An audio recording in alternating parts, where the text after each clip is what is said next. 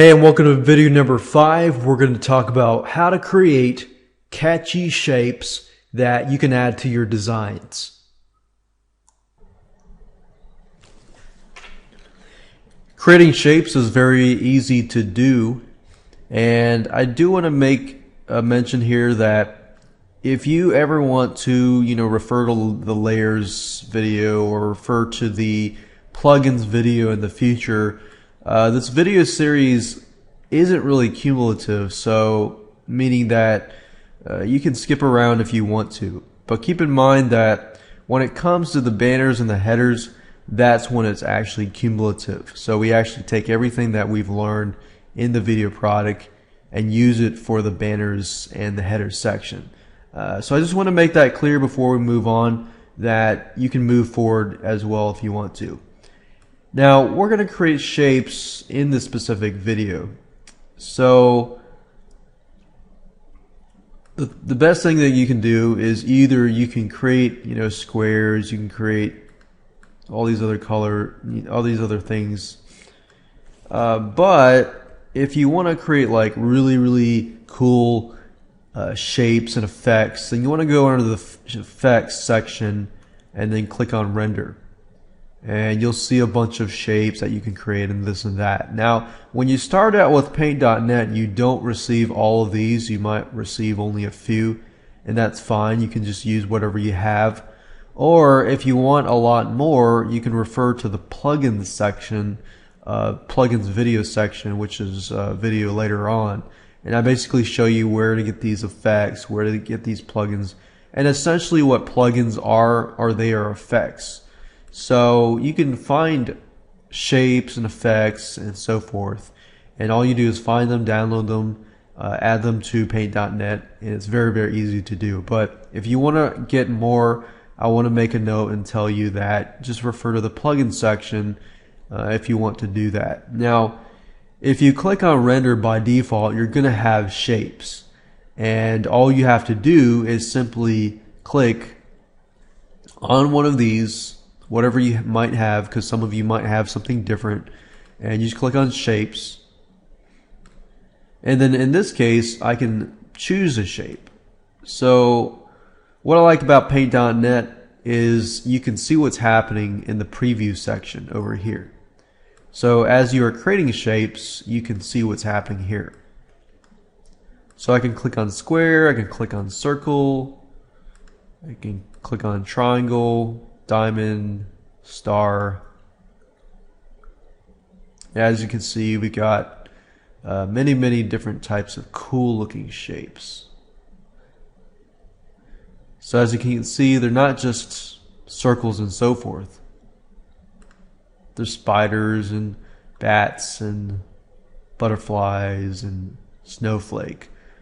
Like for example, right now is winter time, so I could create something like this. I could change the line style so that either it's solid, it's a dash, it's dots, and so forth. You can make it flat.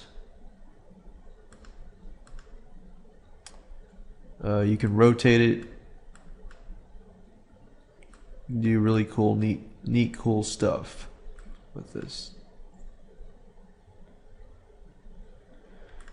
So simply by using the effects, under render, and then you'll find a bunch of shapes that you can use. Now if you don't really care about getting all fancy, however, you can stick with the regular shapes. And with the regular shapes, you've got square rectangles, you got rounded rectangles, ellipses, and you have freeform shapes. So freeform shapes would give the ability to kind of create your own shapes. But it would kind of require you to, it's kind of like the pencil or the paintbrush, but as you saw earlier, eventually it connects to each other. So if I want to make a vase, I could do that, but obviously it doesn't look like a vase at all. So I would say stick with, if you're not familiar with that, just stick with these shapes here. And if you want to get fancy, say we'll make a square. Put a square with text in it.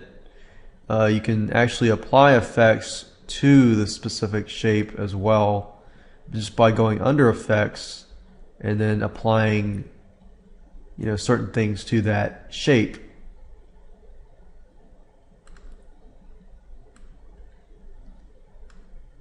So you can do things like that. And the whole idea here is you can create shapes, but to make that shape fancy or anything, click under effects, go to render or distort, anything you want. And like I said earlier, if you want extra effects or extra shapes, just refer to the plugin section, and that'll show you how to get shapes, how to get effects, and so forth. But it'll show you how to get effects, but you can apply that to getting shapes as well. So as you can see, it's a very, very easy thing to do. You can create this. You can change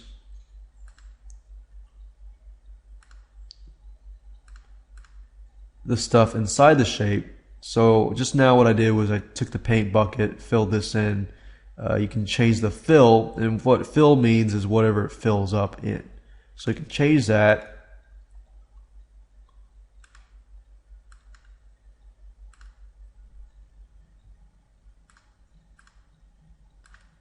Fill that in, and it's checkerboard and this and that. So,